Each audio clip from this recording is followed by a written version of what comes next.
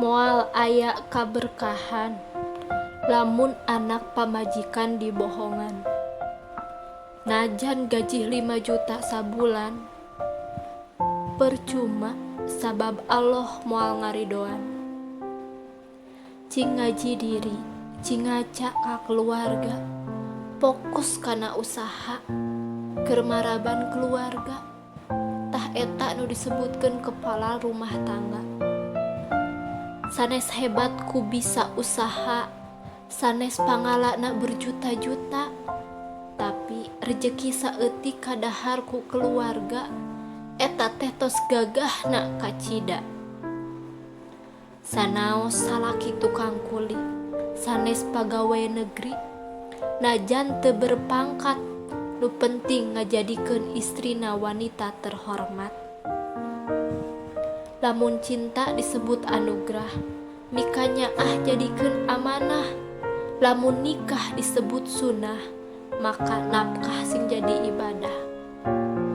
Cekel cing pageuh beung-beung mika deudeuh, ulah neangan nu leuwih bisi papanggih jeung kapeurih.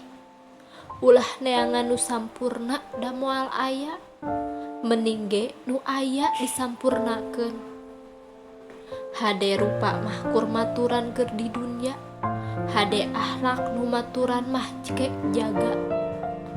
Da lain hoyong diperlakukan seperti putri, lain hoyong disanjung kaos bidadari, tapi hoyong dihargai dina ngabakti ka salaki salami rumah tanggi.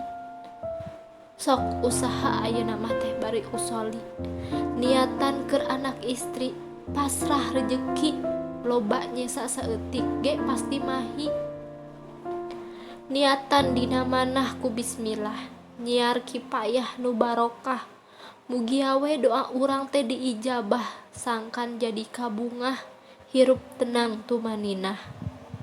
Sanaos dunya susah, cing kapanggih di jannah, anak istri cing saroleh aya dina ridho ilahi.